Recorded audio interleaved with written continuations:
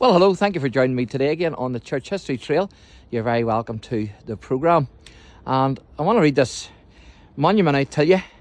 And it's to commemorate the lives, principles and sacrifices of Terence Ballou McManus. And he was a young Irelander. And also Colonel John O'Mahony, who also was a young Irelander, and one of the founders of the Fenian organisation, Charles Patrick McCarthy, Daniel Redden, Patrick W. Nally and James Stritch.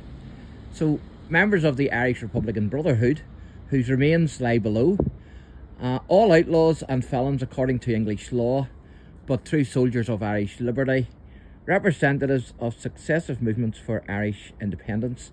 Their lives thus prove that every generation produces patriots who were willing to face the gibbet, the sale and exile to procure the liberty of their nation and afford perpetual proof that in the Irish heart, faith in Irish nationality is indestructible. And so that's the monument then for the young Irelanders. And the, of course, the Irish Republican Brotherhood. You can see a wee dog there. And then it says down here, John O'Mahony, head centre of the Fenian Brotherhood, died in New York, February 6th, 1877. But however, I just came across that. That's actually not the one I had planned to show you. So I'm going to take you up and show you the one now that I had planned to show you.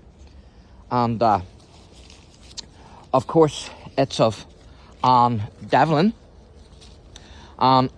She was born in 1780 and she died on the 18th of September 1851. And she was an Irish Republican who in 1803 conspired with Robert Emmet, that's of the Emmet Rebellion, and with her cousin, the rebel outlaw Michael Dyer, to renew the United Irish Insurrection against the British Crown.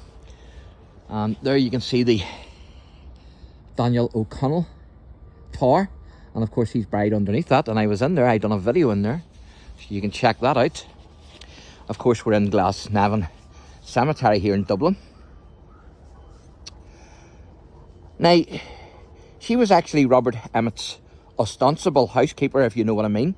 And when their planned rising in Dublin failed, she endured torture and imprisonment. And I'm going to show you another vault here. This is the vault of James Mayrick, I think that is, or Mayrick.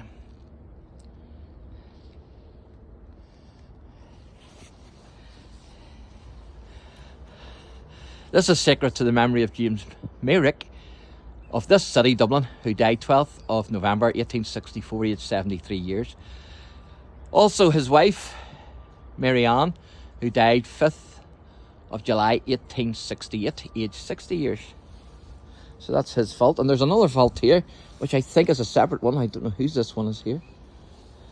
Unless this is belonging to this, I'm not too sure, to be honest.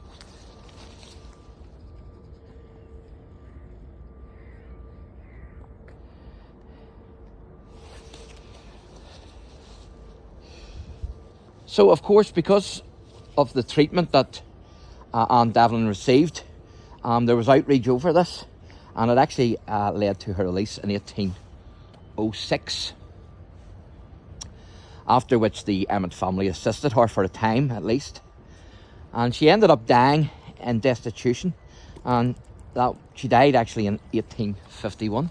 And so this is her burial grave here. So I'm going to take you in and let you see this.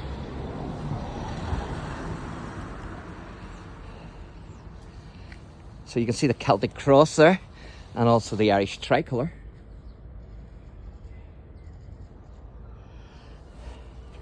But this is where she's buried. This is Anne Devlin's grave. There's a wee dog there too, so there is. So it says here, to the memory of Anne Devlin Campbell, obviously her maiden name, the faithful servant of Robert Emmet, who possessed some rare and many noble qualities. And that says, who lived in obscurity and poverty, and so died on the 18th day of September 1851, aged 70 years.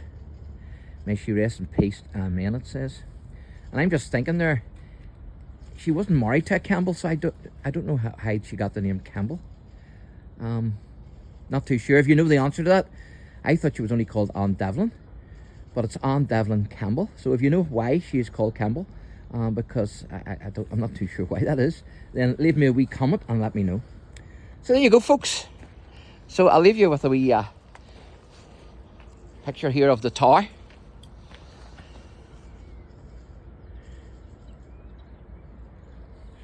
So thanks for watching, and God bless.